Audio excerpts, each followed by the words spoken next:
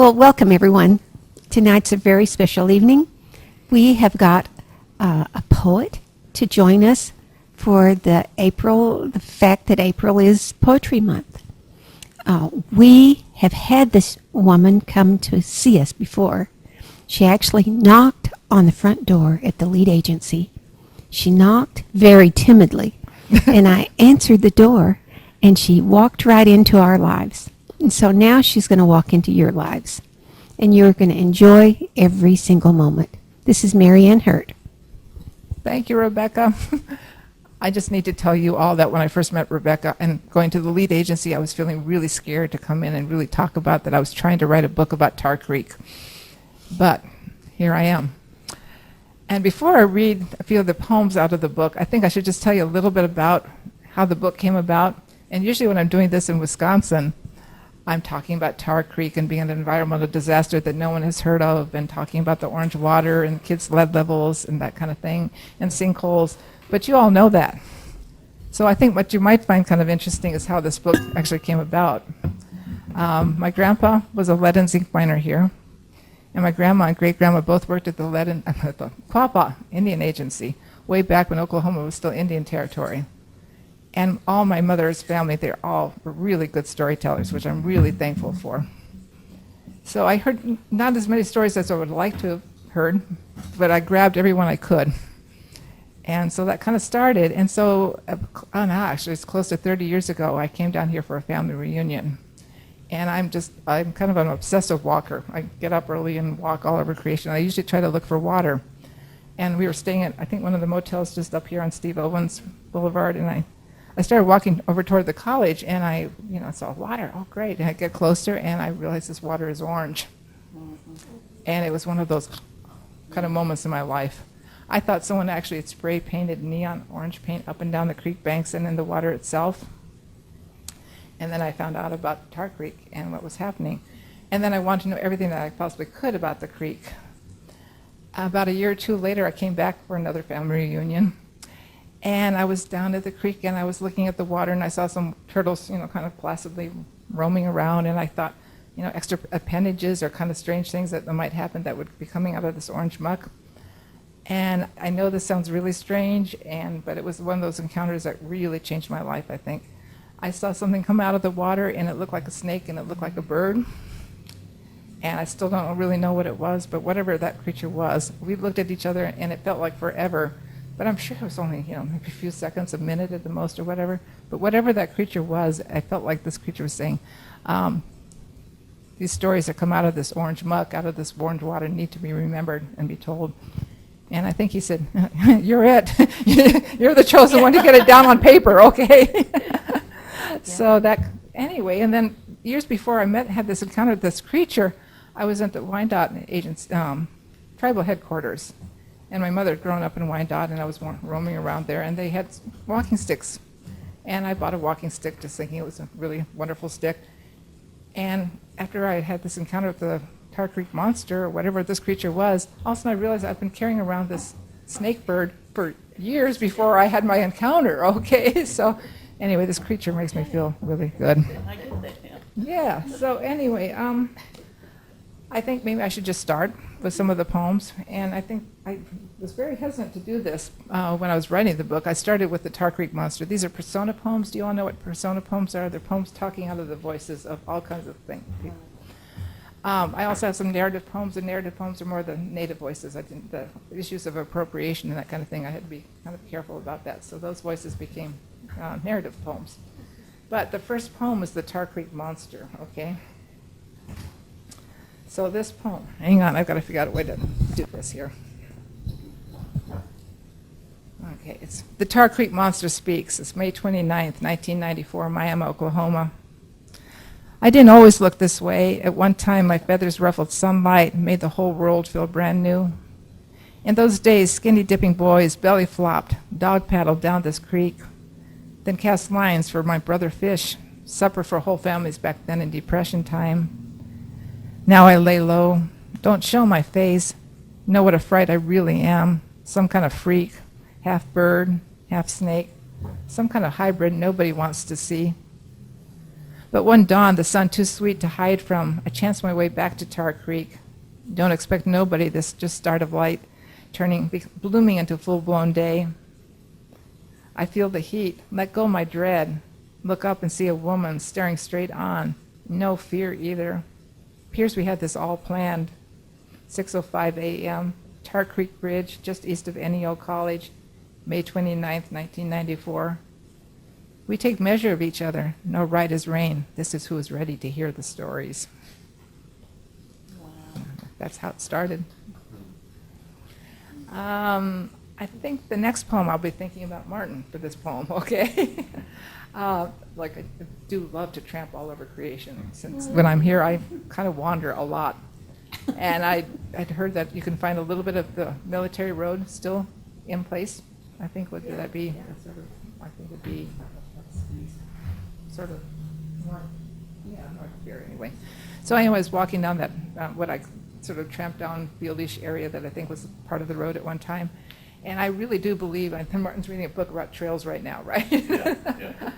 And I really believe that when you're someplace, sometimes you can really feel what was there before, or in just a sense of things. When I was walking down what I thought was the military road, I really felt like I was feeling whoever was there before, and it felt very real. And so this is the military road, but the military road is speaking, okay? Oh, okay. So this military road still feels the feet. April 2nd, 2015, Oklahoma-Kansas state line. Their steps still thump in my ears. You too, if you listen close enough, will hear the soldiers, cattle, beat down Quapaw, all looking for a way in or out on hot, sweaty days. And the sky turns yellow when the wind comes down from the north, and Mama's trying to protect their little ones. Look to the side of me. See those lumps who didn't make it? I've seen it all. Quantrill, bushwhackers, jayhawkers, miners, rebel boys, Yankee boys, exiled Indians looking for safety, revenge, maybe just home and some kind of rest. Yeah. Yeah. I think I need to read about Holatuket, son of William Clark. I think Nez Perce, when they had their battle and they were exiled, and they almost got to the Canadian border when they were trying to protect their Oregon home, or what became Oregon later. And they were chased by the cavalry from thousands of miles, almost got to the Canadian border to get to Sitting Bull, and they just did not make it, like 30 miles from the border. And they were then sent to Indian Territory as prisoners of war. In the meantime, William Clark had a Nez Perce son, our famous explorer, which is kind of a crazy story to think about. But I found out about him, and I didn't know that. yeah, isn't that crazy to think about? And his name was Holatuket, also known as son of William Clark. And this is 1879, Quapaw Indian Agency, Indian Territory. Some say there's ghosts in these parts. Might find him wedged up in tree branches. His reddish hair and eyes like the sky confuse folks around here. And he won't be forgotten. Came here in 78, called him Holatuket, son of Clark, a Nimiipuu prisoner of war exiled to Indian Territory, Quapaw Agency. After the chase almost to Canada, his tribe loses at Bear Paw. Government councils punish him, send him to IT, Indian Territory. First to Fort Leavenworth, Ishkapa, the hot place. Malaria already killing them. Then to Baxter Springs. 5 children gone and buried by the depot. Hungry hogs yield up the graves before they even leave. Sent off to Quapaw Agency, Agent Counseling 411, 83 adult males, 184 adult females, 144 children. Squats them on Modoc land, where they figure they can, and this is the language of the time, break them, tame or civilize wild urchins, lead them to civilization. By 79, down 15 adult males, 57 adult females, 12 children. Now he's gone. But listen careful. This story I'm telling you won't be forgotten. It will stick in your craw, set you thinking right and wrong, how nobody wins, and we are all prisoners of war when we do to the least of us. That's a crazy story, huh? Wow. We're talking about, changing history or whatever, not teaching the history in the schools. Those stories need to be remembered. Yeah. Yeah, I think that would do phenomenal to have people understand more. Maybe I should read about the first white man that got permission to mine on Indian land. Yeah. Right. Which I think is kind of an interesting story. And he's kind of a hero. If you read in the 1930s, government paid writers to go all over the country to record stories. And so there's like 3 or 4 volumes of Ottawa County pioneers and Indians. Are you familiar with those volumes of books? They're real thick, and they've got John Patrick McNaughton as a real hero of Ottawa County, okay? And he was the first white man to get permission to start mining on Indian land. He also happened to marry the granddaughter of one of the Miami chiefs. I think that kind of probably helped matters. The Anchorman farm is Anchorman, east of town here. She gave me a copy of the papers that were given to him. But when I looked at them again, and I wish I'd put them in the book now, but they were actually in his wife's name, in Miami's wife's name. But he was the hero, right? Anyway, so this is John Patrick McNaughton, a civic-minded kind of man, and that's how they described him in that book, okay? 1932, Miami, Oklahoma. These days, you'd probably call me high-rolling entrepreneur, civic-minded kind of man. Married Chief Batista's granddaughter, got proper ruling to incorporate first town in Indian Territory. Worked my way up to digging rights on restricted land. By 1892, hauled out 3 million tons of lead, 12 carloads of zinc to Joplin. Look at my place, 3.5 acres, 3.5-story barn celebrated at the World's Fair, 800 acres and crops and tame grass. First system of private waterworks in the IT, Indian Territory. Brought first spool of barbed wire to Peoria, Indian land. I could go on and on. Don't want to sound too much a bragger, but here's the deal. Some folks just pass through. I acted. You go after what's right there, or you and everything else just dies obscure. I chose progress. I chose prosperity. Yeah. Yeah, his grandson played out here and in here. Greg. Oh, Fitzgibbons. Fitzgibbons. Yeah, he's played right here. Oh, yeah, what He's a did- what- musician. Music. Oh yeah. What did he play? You know, Baseball. baseball or football, soccer in the room. Quite a good musician. Let's see. I think I should read about William Hezekiah Cantwell. And this book really isn't a family book, but William Hezekiah Cantwell was my grandpa, okay? And he worked in the mines, and he ended up with TB. But he got out of the mines, and he and my family moved up to Oregon. But when he got up to Oregon, he ended up at the TB sanitarium there. So this is his story. I don't think you can see this picture too carefully, but I have a picture of my grandpa and grandma, and they were playing at a barn dance. And my grandma, I think, was kind of a cross-dresser. She had my grandpa's suit on, which is kind of crazy to think about, you know? Wow. Anyway, but it's a good memory of just them playing at Yeah. barn dances. But anyway, so this is William Hezekiah Cantwell at the Oregon State TB Sanitarium, 1949, Salem, Oregon. Now I lay me in scrub white sheets. The south window brings as much sun as an Oregon sun can do. My eyes never quite right to light after all these years underground. I remember the kids, how they hung from my stretched out arms, how I could pick and shovel all day and still fiddle at the barn dances come night. How finally it was time to get out before the dust ate me up. We packed the old rattle trap with mattress on top car, Okies headed for Oregon, where green became my Nellie's favorite color. Now I cough red. They think my oldest daughter's got this TB too, and her with a new young one. That dust, it just keeps chasing. It was the new young one. I was. My mom was so worried that she was going to end up at TB sanatorium herself or give it to me or... Anyway, so that story was kind of poignant to me, you know. Wow. So I've got my grandpa's TB, you know, papers from the sanitarium in Oregon, which is crazy to think about, you know. I don't know if you know this statistic, but they say that in Ottawa County had the highest TB, tuberculosis death rate in the 1930s in the whole country. So this county has been dealing with hard stuff for a long, long, long time. Did you all know that there was a really big strike in Pitcher in the 1930s? And the National Guard was called out with Gatling guns and all kinds of stuff. And Eagle Pitcher really tried to convince people that there was foreigners that were coming in and were trying to tell the miners what to do. And, you know, you don't want these foreigners to say what's good or right.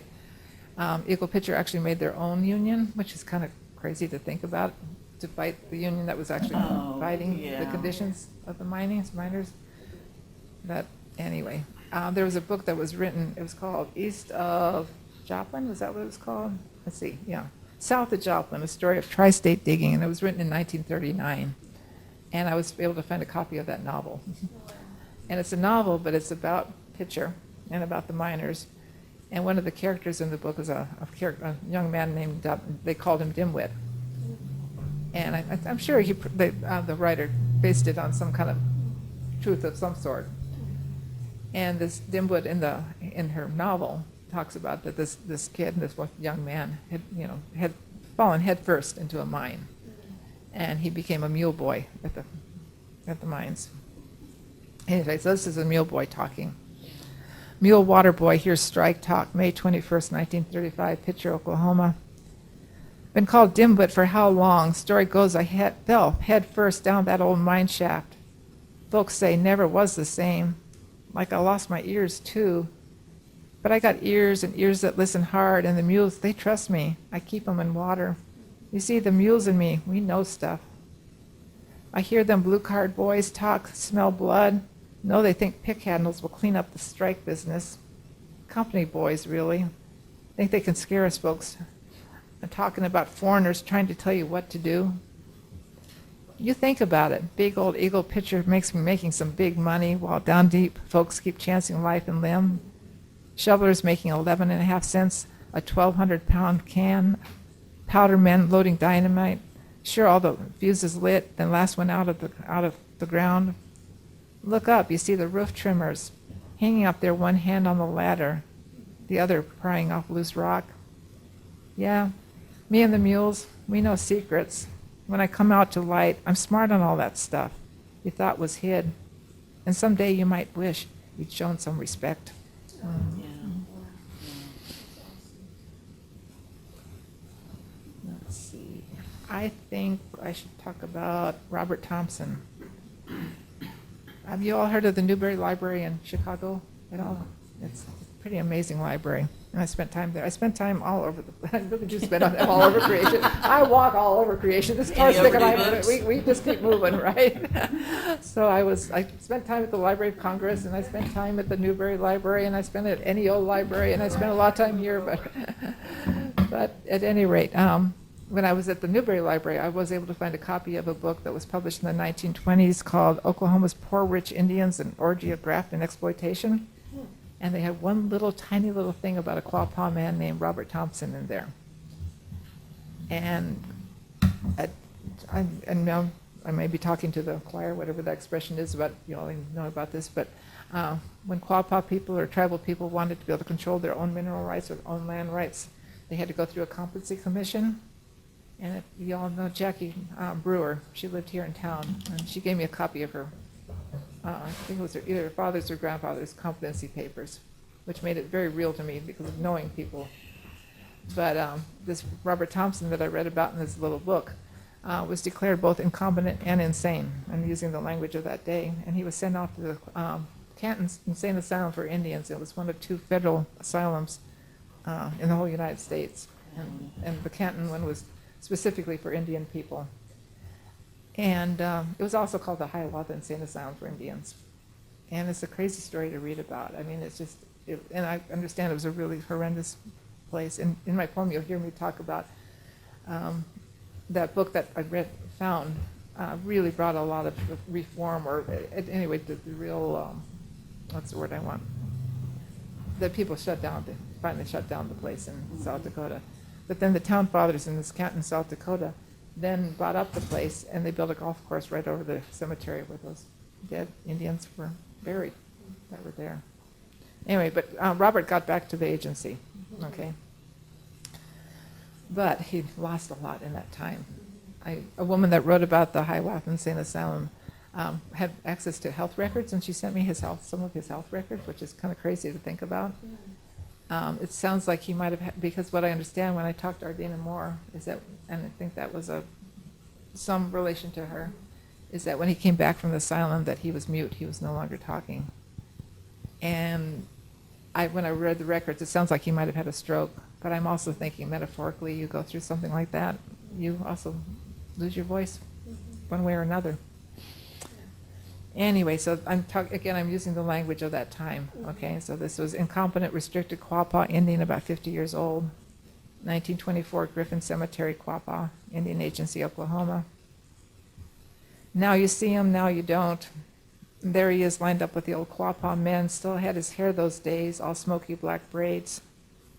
Look careful again, see his fist hold that old lump of lead. He carried it back then, made him rich. But now they call him crazy, incompetent. Give him a guardian, send him to Hiawatha Insane Asylum for Indians way up in South Dakota. No more money, no more self. Do-gooders write a book, Oklahoma's Poor Rich Indians, an orgy of graft and exploitation. Get folks all stirred. Close down Hiawatha. Town fathers buy up the place, build themselves a golf course right over his crazy dead Indian brothers and sisters. Back to the agency, mute now, lips sewed tight. Now you hear him, now you don't. Wow. Yeah, it's not a crazy story. Maybe just a few more. Please. Want to hear about Bonnie and Clyde or Pretty Boy Floyd? Who's? I think Pretty You Boy. can't talk about here without him. Yeah, I think Pretty Boy Floyd. Okay, I just got to find the right page here. Okay. So, like I say, my family, my mother's family, they were great storytellers. My Uncle Dick told me a story about his encounter with Pretty Boy Floyd, which I think was probably the highlight of his entire life. Okay. And then you did find out a little bit later that he had gone through the county, Yeah. and the picture paper was all excited about and the titter about Pretty Floyd. There were sightings of him, and my uncle told me the story about just walking down the road up near Wyandotte, and some fancy car pulls up and asking for directions, and my uncle gave him directions, and also, this isn't just nobody, I think I just gave directions to Pretty Boy Floyd, he was pretty. I think he was feeling pretty cocky about it, And do you know this piece about Pretty Boy Floyd? When he would rob a bank, he would also burn the mortgages. That was part of his deal. For a banker, that's probably not a good thing, huh? But anyway, I think that story is really interesting. So this is out of the voice of my Uncle Dick as a young boy, having his encounter with Pretty Boy Floyd. Country boy meets the Cookson Hills Robin Hood, February 18th, 1932, Wyandotte, Oklahoma. Feeling pretty special now, but yesterday not so much. Actually, darn spooked. Fancy car pulled up right there in front of me. Looked like they was looking for directions the best way away. Got me thinking this wasn't just nobody. Picture paper got it confirmed yesterday. Now townie's all in a titter. Yeah, Pretty Boy Floyd right here in Ottawa County. And me sent him safe. You know that Woody Guthrie? Even got a song about him. Something about some rob with a 6-gun, others with a fountain pen. Well, folks, I know who my hero is, and I got to say, right here and now, I got my wits about me. No more fraidy cat, 'cause it's time, and I'm ready to. So open your peepers and watch those mortgages burn. Maybe two more, you think? I think I should maybe talk out of the voice out of Lead and Zinc. Oh, yeah. Yeah, I think they need to have their say, right? So this is, like I say, this is a voice out of the Lead and Zinc talking. Did you know that they talk? They do in here, though, anyway. So this is Brother Lead and Cousin Zinc Want to Know, 2016, Tri-State Mining District, Oklahoma, Kansas, Missouri. Both of us now start to question just what if we'd stayed underground, laid low? How what if the whole of the old US of A government hadn't sent down whole bunches of brown-skinned folks to a land nobody wanted? And what if our mineral perfect selves hadn't been just right for ammunition, medicine, batteries, paint, makeup, print, gas, all that stuff people now feel just a right to? But there we were, ripe to be discovered, and suddenly we're a wilderness bonanza. Everyone wants a piece of us, wants back what first nobody wanted. All the finagling, swindling, but we're used up. Look at us. Orange water, sinkholes, chat piles. We left our legacy, but oh Lord, what will become of any of us now?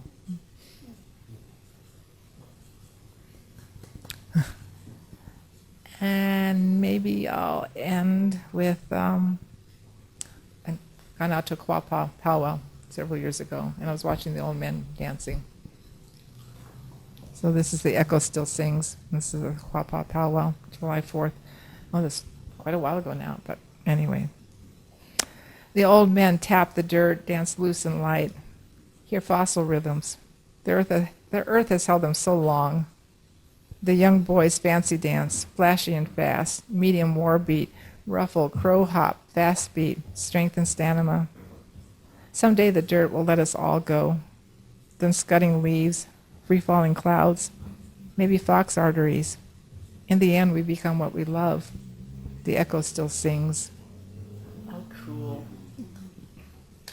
Yeah. Yeah. Thank you. Great, great. Thank you, Marianne. That was awesome. I have read these stories over and over again, but to hear you read them was very, very special. Oh, thank you. And each one of these stories did not just happen. You worked on them, and you worked on them, and you read, and you found collaboration. You made sure what's in there is true. Yeah. And so many other stories are not done that way. So I want to thank you from this whole community for saving our stories and being our voice. No, thank you. It's beautiful. It was a real work of love. It really was. Yeah. I mean, I felt it's strange because I didn't grow up here. That's what I was just thinking is. No, just that was what I was thinking was you're not from here, but you are of here. Oh, that's one of the nicest So- things anyone had ever said. It's funny because when I was out here, when my mom and grandma were still alive, I mean, they still knew the back roads. They knew how, and I went with them. And poor Park Creek. But, after they were gone, I still felt there's some kind of intuitive way of getting around here and still finding the places I wanted to find. And it felt really right to know those stories. And I'm so glad that they were storytellers, Right. And that they wanted to know what was happening. And yeah, so it was pretty amazing. But I do get lost periodically, and oh boy, I got lost coming home from the Quapaw powwow one time, Grace. Oh my gosh, late at night. I thought I was going to have to wait till morning to see which side, where east was, so I could get back to Miami, right? Oh my gosh. Anything else? Think about this, or Yeah, please, anyone else have a comment or something that you'd like to share?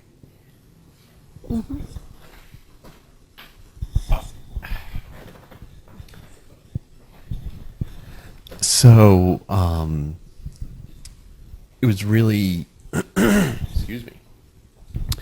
It was really interesting hearing you read about the strike, the mining strike. My grandfather, who grew up in Pitcher, his father started a lumber yard there. oh, I remember talking about that. Yeah, he was a young kid when that was going on. He probably would have been 12, 13, 14, somewhere in that age range. But I remember him telling us, his grandkids, Okay. about that strike. Oh, And yeah. he, even when he was older, got so angry talking, just remembering how those miners were treated and how the government and the mining companies were just, from his perspective, utterly ruthless.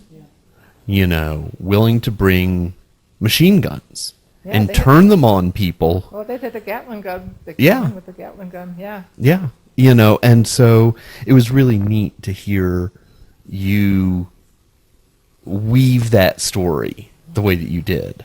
And Out of Yeah. the Neil Boy's voice. It seemed like a good neutral voice to use, you know. Or yeah, I mean, how did you settle on that perspective to tell that story? well, I read that novel, and this Dimwit character really grabbed me, and I thought about this, that people probably weren't thinking that he was really watching everything, but he really was. And sometimes I think when I'm wandering, I kind of have that in my own head, that I will just listen, and the more I listen, the more the stories that I will hear. And I think this Dimwit did that in my head anyway.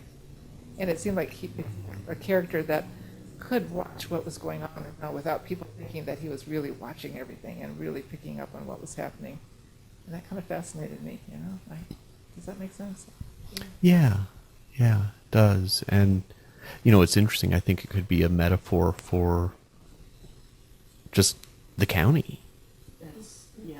You know, I mean, that there's a lot more that's known and seen than is given credit for. Yeah. And the interesting thing is that you gave that perspective a voice. And wouldn't it be neat if that voice happened? If that metaphorical comparison became complete, Yeah. and the voice was used more Yeah, here. that we would all really be listening to all these voices that we ignore, Yeah, or the history that we kind of push off, and Mhm. don't really want to know. yeah, I mean, I think history classes could be so fascinating, but they can kind of really kill when they just do it with just dates and, you know, just the very famous explorers. Although we had a really famous explorer in here, but we didn't, I don't think there's a lot of history books that talk about him having a Nez Perce native son.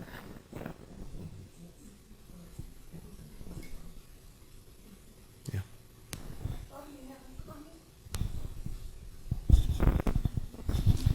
Enjoyed hearing your poetry very much from one poet to another. Thank you. Thank you, yeah. This area needs more voices.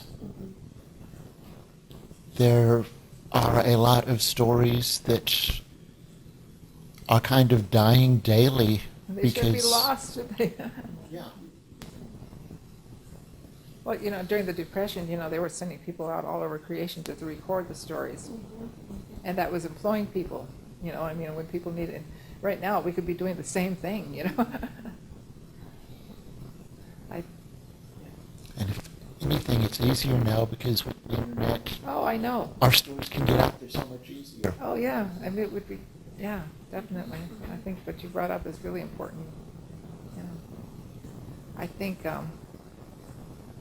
having kids grow up, you know, say, go home, go listen to your grandma, you know, come back with the story that your grandma told you, or, you know, and that might be just a start, Yes. but it would be a really good start. And find someone else's grandma if you don't have one. Yeah, Yeah. right. There's grandmas everywhere that want to, Yeah. yeah. When I can't remember if I said this at the beginning of when I was talking, but when I talk in Wisconsin, I say, I've written a book about a very specific place, you know, but please know your own Tar Creek. Yeah. And know it intimately and know it, you know, up and down and passionate about that you want to take care of what we have here, that we don't want to have orange water everywhere. And so, where I live in Wisconsin, mining, they're trying to, and pipelines, trying to go through some native land where there's been rice beds forever and ever and ever. And it's the same kind of story. Yeah, it's universal of these kind of issues, so. And how we take care of each other and take care of our land, and take care of the things that really, in the end, are the most important things that we have. My bandwagon, right?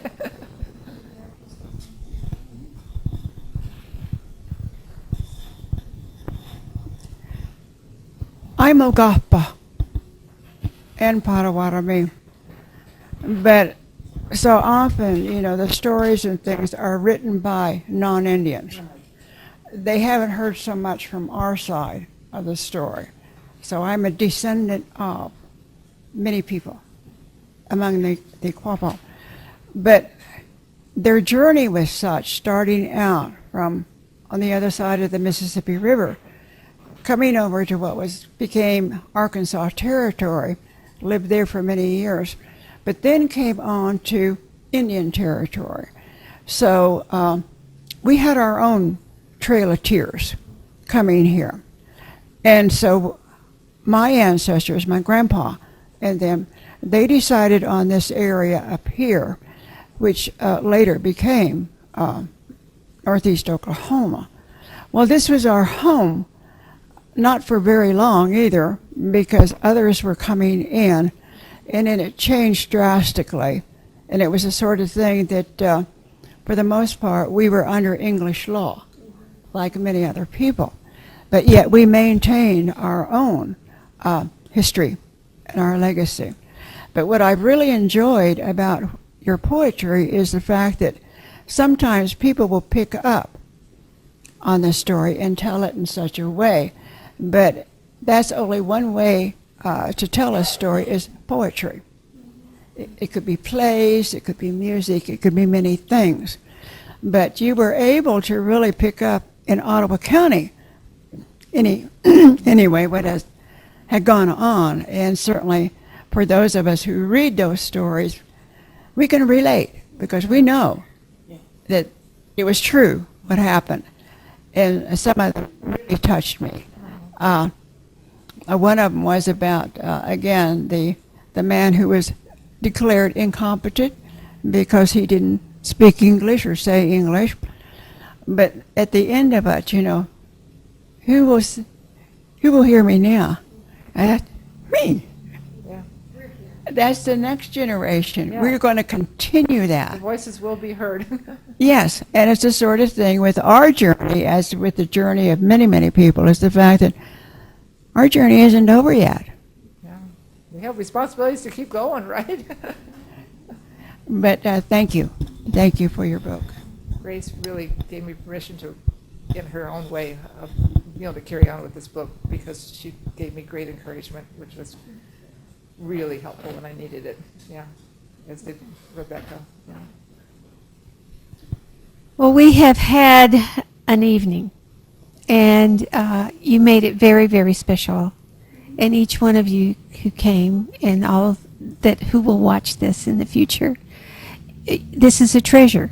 And I encourage anyone in the future to get a copy of this book, Once Upon a Tar Creek, Mining for Voices, and read it out loud.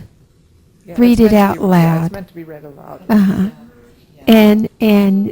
And read it to someone and share how you feel about each poem, because it's really special to hear a history spoken, and that's what this is. So thank you very much. Thanks, everyone. Wonderful evening.